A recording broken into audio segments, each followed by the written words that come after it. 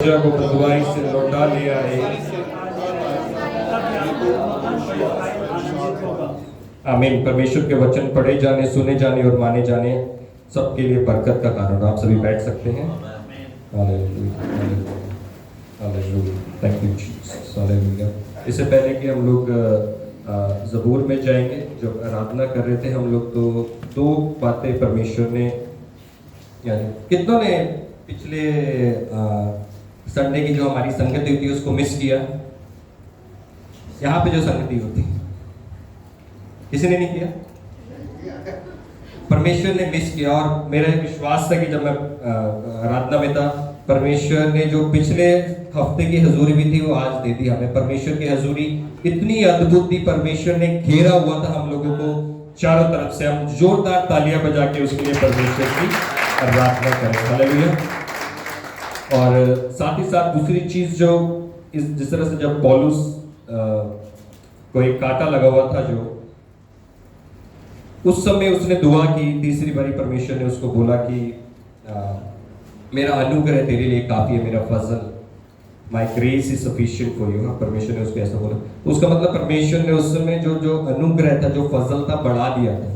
तो मेरा ईमान है जब हम आराधना करें तो परमेश्वर ने ऐसा मन में डाला कि परमेश्वर ने हमारा भी एक ग्रेस का, जैसे पास्टर साहब ने हमें सिखाया पीछे की अभिषेक का एक लेवल होता है ना, लेवल बाय लेवल हम लोग बढ़ते हैं। उसी तरीके से जो अनुग्रह का, ग्रेस का भी लेवल होता है, उसमें भी परमेश्वर कलीसिया को दे चुका है। जो विश्वास करता है वो ग्रहण करे। आमीन। खुदावंद आपको बरकत दे। तो ज़बूर 53 में जो परमेश्वर ने मेरे मन में डाला, वो खासकर जो मैं बात करना चाहूँगा दो आयतों के ऊपर, पहली और दूसरी, जिसमें लिखा हुआ, मूड ने अपने मन में कहा कि कोई परमेश्वर है ही नहीं, वे बिगड़ गए, उन्होंने कुटिलता से घिनौने काम किए, कोई सुकर्मी नहीं। आमीन। तो इसमें जो लिखा हुआ, जो मूर्ख व्यक्ति है, जो मूर्ख है, वो क्या बोल रहा है कि कोई परमेश्वर है ही नहीं। क्या हम लोग, और फिर कैसे काम करता है वो? सारे कुटिलता के, घिनौने काम करता है वो। क्या वो धर्मी से क्या हो जाता है? वो कुकर्मी हो जाता है। आमीन। तो इसमें क्या है कि ये कब मूर्ख शैतान बना देता है? जब आपको शैतान आपके मन में बोलता है ना तो यहाँ पे पास्टर साहब है, ना तो तुम्हारे चर्च के भाई लोग हैं यहाँ पे, ना आपके माँ बाप है यहाँ पे, कोई नहीं जानता, तू थोड़ा बहुत पाप कर लेगा, कुछ नहीं होगा, मजा आएगा, एंजॉय करेगा, दुनिया भी कर रही है। तो क्या शैतान आपको क्या बना देता है? कुछ समय के लिए मूर्ख बना देता। हम चाहे इसको हामी भरे या ना भरे, लेकिन ऐसा होता है हमारी जिंदगी में। और धीरे धीरे परमेश्वर हमारे अपने अनुग्रह को हमारे ऊपर बढ़ाता है, और हम उस मूर्खता से धीरे धीरे पार। क्योंकि पहले जब हम नए नए होते थे मसीही, 6 दिन धर्मी बन के चलते थे, फिर 7वें दिन पाप कर लिया, फिर कुकर्मी बन गए। हम क्या सोचते कि यहाँ तो परमेश्वर नहीं देख रहा होगा, और दुनिया भी कर रही है ना, फिर माफी मांग लेंगे, फिर ऐसा कर लेंगे। तो ये अन्य जातियों के लिए नहीं है, ये हमारे लिए। कि कभी कभी हमें लगता है, अभी जब मैं आई थिंक पिछले संडे शेयर कर रहा था, अभी जब पापा ने आना था 10 तारीख को, तो कॉल आया पता नहीं कितने दिनों के बाद अपनी गाड़ी लेके साफ कराने के लिए, कि साफ करानी है, पापा ने आना। मैंने क्या हो गया ऐसा गाड़ी में, तो आप समझ सकते हैं। तो एक था कि उससे पहले रखी हुई थी कि होता है, क्योंकि परमेश्वर की नजर है। उसका जो दूसरा वचन आगे लिखा हो कि परमेश्वर स्वर्ग से पर से मनुष्यों के ऊपर दृष्टि करता है। तो क्या है कि उसमें क्या होता है कि उससे पहले उसने क्या मैंने ही चलानी है, कुछ भी करे, क्या है कि लेकिन जब पापा ने, तो फिर अगले दिन मैं भी जब अपना कुर्ता स्टीम आयरन कर रहा था उसको, तो उसमें कुछ धागे निकले हुए थे ऐसे ना, तो उससे पहले कितनी बारी पहन लिया। मैंने कहा नहीं पापा फिर देखेंगे, बोलेंगे इतने धागे निकले हैं, इसको काट लो स्टीम। तो इसी तरह से हमारा जो परमेश्वर है वो देखता है हमारे ऊपर, हमारे चाल चलन को। सिर्फ चर्च के अंदर नहीं, हर जगह, जहाँ आप काम करते हैं, जहाँ आप बातचीत करते हैं, आप जहाँ पे खाना खाने के लिए बैठते हैं, काम करते हैं, ट्रैवल करते हैं, 24 घंटे परमेश्वर की निगाह आपके ऊपर लगी रहती है। दुबई में इतने कैमरे, लेकिन उनसे भी ज्यादा परमेश्वर की जो नजरें हैं आपके ऊपर लगी रहती है। आमीन। हालेलुया। तो जो इसमें क्या है कि हमें कभी भी शैतान को मूर्ख नहीं बनाने देना, उसे ही बताना कि मेरे पिता की नजर हमेशा मेरे ऊपर है। चाहे बोले कि तू चर्च जाता है, तेरे साथ ऐसा हो रहा है, ये कर ले, वो कर ले, ये काम कर ले, थोड़ी सी 420 कर ले, थोड़ी सी चोरी, थोड़ा सा झूठ, थोड़ा सा ये, थोड़ा सा वो, वहीं क्या होता है, हम लोग बोलते हैं, मूर्ख बन जाते हैं, बाद में पछताते हैं। परमेश्वर माफ करता है, लेकिन होता क्या है, जब हमें कोई मूर्ख बनाता, क्या होता है, नुकसान होता नहीं होता, होता है। तो वैसे ही यहाँ पे भी क्या नुकसान होता ही होता है। आत्मिक रीति से हम लोग नीचे आते आते, तो एक अनुग्रह को, ग्रेस को मांगना हमें परमेश्वर की, हमें हियाब दे, वो बुद्धि दे, वो ताकत दे, वो अभिषेक दे, ताकि शैतान की कोई ताकत हमें क्या मूर्ख ना बना सके, और हमें वो बुद्धि दे, परख का आत्मा दे, और ताकि हम आत्मिक लेवल पर अंश अंश करके बढ़ते जाएं। आमीन। तो ये है कि कभी कभी हम लोग ऐसा सोचते हैं। दूसरी आयत है जो परमेश्वर ने स्वर्ग से सब मनुष्य की ओर दृष्टि की ताकि देखे कि कोई बुद्धि से चलने वाला परमेश्वर को पूछने वाला है कि नहीं। तो इसका मतलब चेक करता परमेश्वर कि जो उसके लोग हैं जो धरती के ऊपर, क्या कोई बुद्धि से चलने वाला है या नहीं, या कोई परमेश्वर को पूछने वाला है या नहीं है। हम लोग बोलते हैं कि हमें तो कोई पूछता नहीं है, चर्च में, हमारी रिश्तेदारी में हमें कोई नहीं पूछता। जिस परमेश्वर ने पूरी धरती को बनाया, पूरी कायनात को बनाया अपने हाथों से, अपने शब्दों से, वो बोल रहा है कि मैं देखूं कोई मनुष्य मेरे को पूछता है या नहीं पूछता। तो सोचो उसमें कितनी प्यास है आपके साथ संगति करने के लिए, कि जब आप उसे पुकारते हैं तो वो तुरंत आए। एक सिस्टर वर्शिप कर रहे थे हमारे चर्च में सुबह, तो उन्होंने बोला था कि हम कहीं भी दुनिया के किसी भी हिस्से में जाते हैं तो हमें एक अपॉइंटमेंट लेनी पड़ती है, एक प्रोसेस से होके गुजरना पड़ता है, तब हम उस व्यक्ति से, उस डॉक्टर से, उस वकील से मिल पाते हैं। लेकिन हमारा जो परमेश्वर है, उसे हम जब पुकारते हैं, परमेश्वर तुरंत वहां पे आ जाता है। परमेश्वर नहीं देखता आप बाथरूम में प्रार्थना कर रहे हैं, छत पे प्रार्थना कर रहे हैं, बस में प्रार्थना कर रहे हैं, ट्रेन पे, पार्क में, बालू में, कहीं से भी आप उसे पुकारते हैं, वो इतना वो देखता है ऊपर से कि कोई पूछने वाला, कोई बुद्धि से चलने वाला, और क्या कोई पूछने वाला। आप समझ रहे हो, मैं बोल दूंगा मेरे को कोई पूछने वाला नहीं है, तो मतलब क्या, मैं एक वैल्यूएबल इंसान नहीं हूं, जो जिसका कोई जिसकी कोई हैसियत नहीं है। हमें भी 4 लोग पूछ लेते हैं, मालूम है, कोई ना कोई पूछ लेता है, खाना खाया नहीं खाया, मेरी थोड़ी सी तबीयत ठीक नहीं थी, तो कुछ भाइयों का कॉल आया इधर से, बार बार या वहां पूछा कि तबीयत है, दवाई खा ली, ये खा ली, डॉक्टर के पास लेके चले। लेकिन यहाँ पे जो स्वर्ग और पृथ्वी का बनाने वाला, जिसकी एक पलक झपकते ये दुनिया बदल सकती है, वो उठा सकता है, सबको घुटनों पे लेके आ सकता है, वो चेक कर रहा है कि ये जिसके लिए मैंने अपने एक लौते पुत्र को दे दिया, इसमें से कोई मेरे को पूछ रहा है या नहीं पूछ रहा। एक छोटे लेवल के शब्द का वहां पे देखो इस्तेमाल किया हुआ, और ये, लेकिन ये और करके लिखा हुआ है वहां पे। आपने देखा कि जो, ताकि कोई बुद्धि से चलने वाला परमेश्वर को पूछने वाला है कि नहीं। हालेलुया। और कुछ कुछ वर्जन्स में इसमें लिखा हुआ है कि कोई परमेश्वर की खोज में है या नहीं, कि परमेश्वर की खोज में कोई है या नहीं है। खोज का क्या मतलब होता है?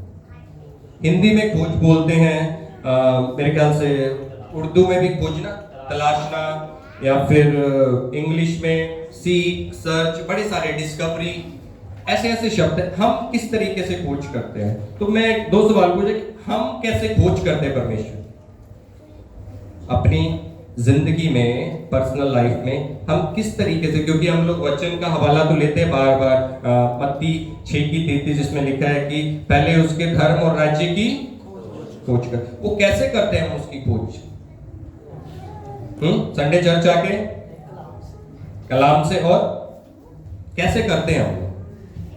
एक होता है ना, एक किसी भी चीज की जिन्होंने खोज करी है, एक मैं जब इसके बारे में बात कर रहा था, तो आप देखें, एक जाके कोई भी जो प्रोडक्ट लॉन्च हुआ है ना, चाहे वो लाइट लगा लो, पेपर लगा लो, एसी लगा लो, उसकी जाके हिस्ट्री, या फोन लगा लो, फोन की देखो कि कैसी डिस्कवरी हुई है इसकी, इसकी खोज जिन वैज्ञानिकों ने करी है, कितना उसमें उन्होंने एम्फेसाइज किया है, कितना समय लगाया है उसमें, और कितनी ताकत, दिन रात, दिन दुनिया छोड़ के, खाना पीना अपना सब कुछ छोड़ छाड़ के, क्या इस फोन की आप देखो एक डॉक्यूमेंट्री 10-15-20 मिनट की जाके यूट्यूब पे, और देखो कि उसने इन चीजों की खोज कैसे की।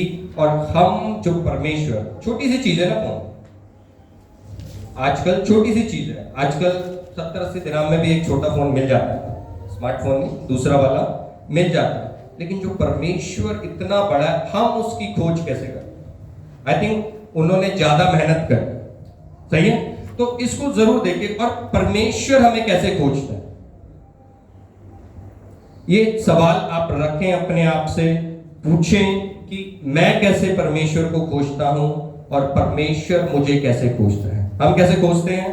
अपना नींद पूरी कर ली, खाना वाना खा लिया, आराम कर लिया, नौकरी कर ली, बिजनेस कर लिया, सब कुछ कर लिया, फिर थोड़ा सा समय जो बचता है उसमें क्या करते हैं हम लोग?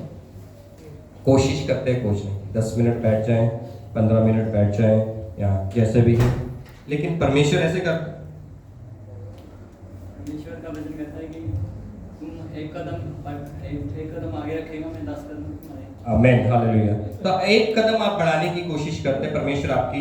लेकिन यदि आप देखें, जब परमेश्वर ने आदम को बनाया तो परमेश्वर ने सब कुछ उसके लिए तैयार कर दिया, फिर उसको बनाया। आमीन। तो परमेश्वर ने आप लोगों के लिए क्या सारा अपना काम वाम निपटा के फिर बोला कि मैं इसको बनाऊंगा ताकि मैं तसल्ली के साथ इसके साथ संगति कर सकूं। लेकिन हमारा कैसा है, हम अपने चक्करों में पड़े रहते हैं, यार ये चक्कर खत्म हो जाएगा ना, यार ये हो जाएगा ना, ये हो जाएगा ना, यार ये हो जाए, वो चक्कर में हम लोग घूमते रहते हैं और उधर करते करते क्या होता है, आधी जिंदगी बीत जाती। और खोज हम लोग कैसे कर सकते हैं, उसका एक ही है, जिस तरह से अभी हम लोग आराधना कर रहे थे, बार बार एक ही बात पे जो रिपीट हो रहा था, परमेश्वर की हजूरी, उसकी हजूरी, उसकी हजूरी, प्रेजेंस ऑफ गॉड। क्योंकि एक कहावत आप सबने सुनी होगी कि जो मछली है उसको पानी से निकाल दो मर जाती है, पौधा मिट्टी में से निकाल दो वो मर जाता है। लेकिन आप वो देखो कि, और वैसे ही इंसान अगर परमेश्वर से बाहर आ जाता है तो वो आत्मिक तौर पे मर जाता है। लेकिन आप एक चीज को देखो कि जो मछली है, या पौधा लगा लो, आपने पौधे का एग्जाम्पल लगा, एक पौधा है ना, जब उसको कहीं पे लगाया जाता है मिट्टी में, अगर उसको कहीं पे ट्रांसपोर्ट करना है ना, इस बिल्डिंग में से ले जाके उस बिल्डिंग में लेके, तो कैसे लेके जाते हैं उसको? मिट्टी के अंदर ही लेके जाते हैं, सही है। जब मछली एक नदी से दूसरी नदी में जाती है तो कैसे जाती है? पानी के अंदर ही जाती है। और कुछ भी वो लोग, उनका कुछ भी होता है पौधा, थोड़ी सी देर वो लोग बाहर आते हैं मिट्टी से, क्या हो जाता है? मर जाते हैं मेजोरिटी।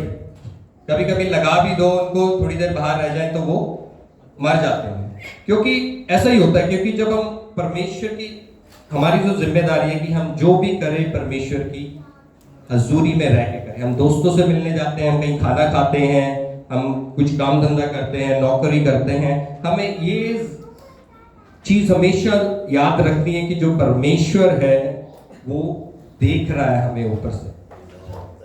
और जहां हमारे मन से हो जाए कि नहीं आज परमेश्वर ने देखा, आज वहां हम लोग ये पहला वचन जो लिखा हुआ कि मूर्ख बन जाता है। तो इस बात को हमेशा आपने ध्यान रखना है कि वो जो मछली और जो ये पौधे का जो एग्जाम्पल ले रहे वो मर जाता है। अभी हम लोगों ने कुछ, हमारे जो होटल है वहां पे जो खजूर है जो खराब हो गए थे, उसको हम लोग चेंज करते हैं कुछ टाइम में। तो अभी हम लोगों ने कुछ जगह से निकाल दिए खजूर, और फिर अभी नए नहीं डाले, क्योंकि अभी नया खजूर लाके डालेंगे 5-6 हज़ार का पौधा तो खराब हो जाएगा। हालांकि उससे बहुत इफेक्ट पड़ा हमारे एरिया को, लेकिन कोई फायदा नहीं होगा उसको, क्योंकि सीजन होता है खजूरों को लगाने का कि नवंबर और दिसंबर में, क्योंकि उस समय डालोगे तो वो चलेगा। क्योंकि यहाँ पे वो ऐसा छोटा पौधा नहीं लगाते, वो 20-20, 30-30 फीट का पेड़ सीधा लाके लगाते हैं। तो उसी तरीके से ऐसा होता है कि क्योंकि हम लोग सोचते हैं कि कुछ एकदम से हो जाए हमारी जिंदगी, एक सीजन है हमारा। और एक चीज और हम लोग इससे सीखते हैं जो पौधों से, कि हर पौधा हर देश में नहीं चलता, हर मिट्टी में नहीं चलता। एक ब्रदर के साथ मैं बात कर रहा था एवोकाडो के पौधों की, तो वो बोले थे कि किन किन देशों में ये लोग पाए जाते हैं। हालांकि हर जगह नहीं चलता है। तो जहां पे भी आपको परमेश्वर ने रोपा है वहां रहें और अच्छे पौधों के आसपास रहें। आमीन, हालेलुया। अगर झाड़ झंझाड़ के बीच में अपने आप को जाके रोप दोगे ना, और एक चीज और, वो अपने आप नहीं रोके जाते, उन्हें माली है। हमारा माली कौन है? तो जहां खुदा ने आपको रोका है वहां लगे रहें, अड़े रहें विश्वास योग्यता के साथ, क्योंकि कोई फायदा नहीं होगा, फिर वो फल नहीं आएंगे। एक लास्ट टाइम जहाँ पे हम लोग एक जगह से कई के लिए गए थे, तो वहां पे उन्होंने बताया शायद से एप्पल के या किसी चीज के उन्होंने पेड़ लगाए थे वहां पे।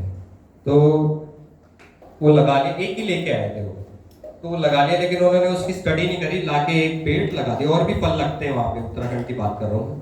तो बाद में उन्होंने स्टडी करी है, पेड़ सूखे, कह रही नहीं, इसको क्या होता है कि इसके आसपास और भी सेम पेड़ होने चाहिए तो ही उस पे फल लगते हैं। तो इसीलिए जब हम कहीं पे रोपे हुए हैं तो हमें भी ध्यान रखना है कि हमारे जो आसपास है अच्छे फलदार वाले पौधे हों, जिनकी जिंदगियों में फल हो। ऐसे मसीहियों के साथ हमारी संगति हो, क्योंकि क्या जब इस अच्छे मसीहियों की संगति क्या दर्शाता है कि हम परमेश्वर की हजूरी में, इस तरह नहीं कि हम प्रभु में किसी भी तरह के दोस्त बना सकते हैं, किसी भी जगहों पे जा सकते हैं, कुछ भी कर सकते हैं, लेकिन चाहे हम खाएं पिएं संगति करें प्रार्थना करें, हमें हमेशा ये रखना कि जो हमारा पिता है वो उसकी नजरें हमारे ऊपर लगी हुई। तो बुद्धिमान बने, उसमें ही लिखा हुआ है कि परमेश्वर देखता है कि कोई बुद्धिमानी से चलने वाला है या कितने लोग बुद्धिमान बनना चाहते हैं। और कैसे हम लोग बुद्धिमान बनते हैं? परमेश्वर का वचन कहता है ना कि परमेश्वर का भय क्या है? बुद्धि की शुरुआत है। तो ये उसी भय की, जब हम परमेश्वर के भय को, कि उसकी नजर हमारे, हम गलत काम को नहीं करते, तो बेशक दुनिया बोले कि मूर्ख है, दुनिया बोले कि ये मूर्ख है, अगर ये ऐसा कर लेगा तो तुरंत हो जाएगा ठीक, लेकिन परमेश्वर की नजर में आप बुद्धिमान हो। जिसने स्वर्ग और पृथ्वी को बनाया उसकी नजर में आप बुद्धिमान है, तो काफी है ना वो। या पड़ोसी की नजर में बुद्धिमान बनना अच्छी बात है? काफी है पड़ोसी की या परमेश्वर? तो इन वचनों के द्वारा परमेश्वर आप सबको आशीषित करे। God bless you.